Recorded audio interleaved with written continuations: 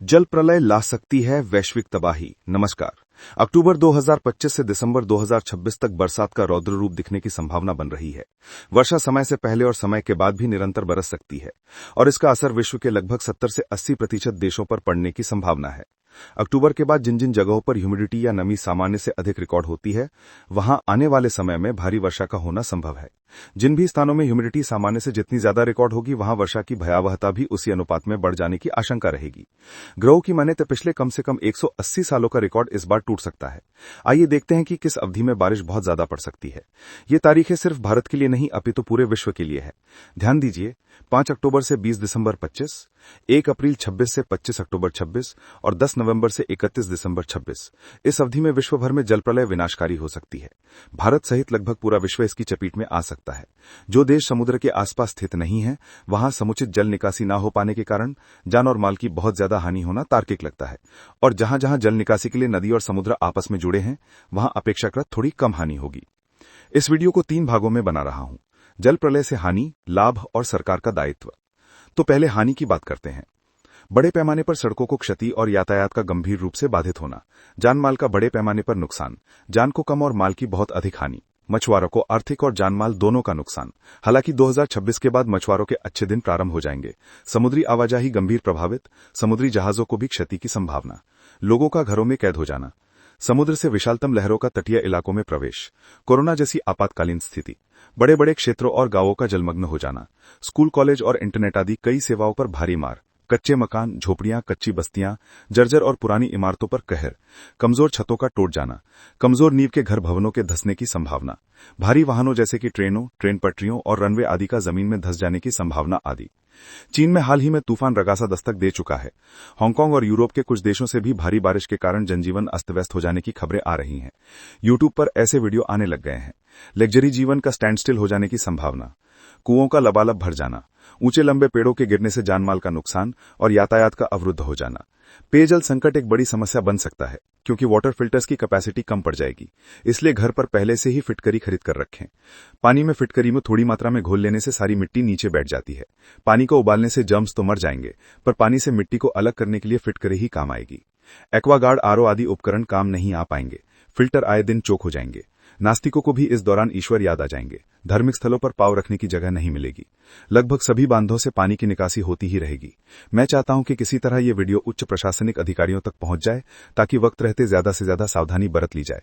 भविष्यवाणी गलत साबित हुई तो क्या, थोड़ी बदनामी ही तो झेलनी पड़ेगी। सोना चांदी आदि कीमती वस्तुओं और डीजल पेट्रोल के मूल्य काफी टूट सकते हैं।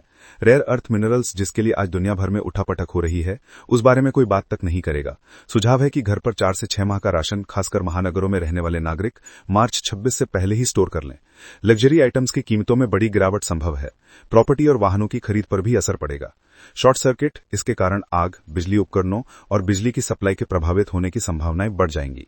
फॉल्टी वायरिंग को पहले ही सुधार लेना चाहिए। वर्षा की ऐसी भयावहता शायद अभी तक जीवित किसी शख्स ने नहीं देखी होगी। पहाड़ी इलाकों में भारी मात्रा में भूस्खलन की आशंका है, इस बार से कहीं ज्यादा। समुद्र के किनारे बसे शहरवासी मछलियों को सड़क पर देख सकते हैं। नदी किनारे बसे गांवों में मगरमच्छ उत्पात मचा सकते हैं। समुचित काश घर पर रखने पर भी विचार करें। पूर्णतया डिजिटल पेमेंट पर निर्भर न रहें, खासकर अगर आप अपने शहर से दूर जा रहे हो तो। यदि मेरी ये भविष्यवाणी सच होती है, तो ये कलयुग के अंत का संकेत भी हो सकता है और आने वाला समय धनु राशि के समान फल दे सकता है। बारिश से परेशान पड़ोसी प्रवासी भारत के लिए नई समस्या बन सकते हैं। कठिन घड़ी में भारत मुंह मोड़ने से तो रहा। रोटी, कपड़ा और छत मुख्य मुद्दा बनकर उभर सकते हैं। आईटी, टेक, शेयर बाजार और एनआरआई के लिए समय 1 वर्ष के लिए शुभ नहीं दिख रहा है, कम से कम अक्टूबर 26 तक। पूंजीवाद का लगभग सफाया जैसे हालात बन सकते हैं। ये टैरिफ शरीफ वाली नौटंकी सब धरी की धरी रह सकती है। यूएस अगर इस आपदा से निपटने में अशक्त रहा तो वहां यूएस का विभाजन तक हो सकता है। भारत से अनाज मंगवाने वाले देशों की कतार लग सकती है। भारत के कुछ एक पड़ोसी देश भारत में विलय होने का प्रस्ताव रख सकते हैं। मैंने अपने किसी पुराने वीडियो में कहा था कि भारत से शत्रुता रखने वाले लोग और देश दैवीय दंड पाएंगे। लगता है वो समय अब नजदीक है। वैश्विक युद्धों के जहरीले धुएं से नीली छतरी वाले की आंखों में शायद आंसू आने ही वाले हैं और इसका परिणाम हो सकता है हर तरफ जल प्रलय। अब इससे होने वाले फायदे पर संक्षिप्त नजर डाल लेते हैं। सबसे पहले मौजूदा में व्याप्त अलगाववादी मानसिकता, जो कि पूंजीवाद या डीप स्टेट की देन है, इसमें भारी कमी आ सकती है। मुसीबत जब तक दरवाजे पर ना खड़ी हो जाए तब तक हर कोई अपने को राजा समझता है। मुश्किल वक्त प्रेम और यूनिटी लाता है। इसका सबसे बड़ा उदाहरण फौजी होते हैं। धर्म और ईश्वर के प्रति श्रद्धा का बढ़ जाना, आरओ आदि से प्राप्त लो मिनरल वैल्यू के जल से लोगों का मोह भंग होना, लग्जरी और बेवजह की तेज रफ्तार जिंदगी का पीछे छूट जाना, कीमती धातुओं और पेट्रोल डीजल का संभवतः सस्ता हो जाना, पूंजीवाद की बुरी नीयत से सिंचित एनजीओज का कंगाल हो जाना, इंसानियत का पुनर्जन्म, बेकार के राग द्वेष में भरी कमी, वायु प्रदूषण का उन्मूलन आदि बातें इस आपदा को शुभ बना सकती हैं। अनाज की बहुलता और दानी प्रवृत्ति के कारण भारत को वैश्विक सम्मान, एनआरआई लासियों की स्वदेश वापसी, नेपाल आदि कुछ एक देशों का भारत में विलय की इच्छा जताना आदि इस जल प्रलय के कुछ बड़े फायदे हो सकते हैं।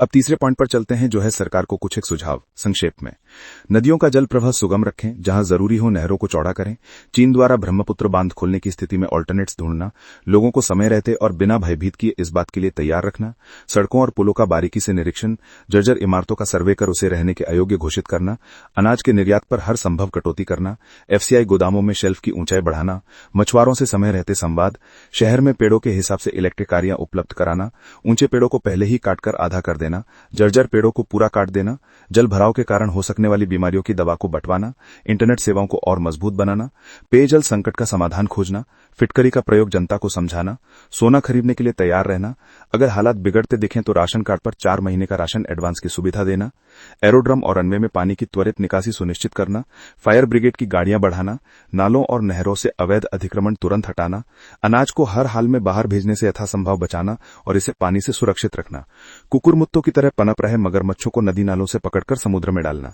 मजबूत रैन बसेरों का निर्माण, जर्जर स्कूलों और सरकारी इमारतों पर तारा जड़ना, संभावित शरणार्थियों के बारे में प्री प्लानिंग, शरणार्थी कैंपों का निर्माण आदि आदि। लिस्ट लंबी है, बस सरकार तक इस प्रकार की आशंका पहुंचनी चाहिए, बाकी तो सरकार पूरा संभाल ही लेगी। इन्हीं आशंकाओं और शुभ भविष्य की कामना के साथ वीडियो समाप्त करता हूं। चाहे तो शेयर भी करें। धन्यवाद। हर हर महादेव।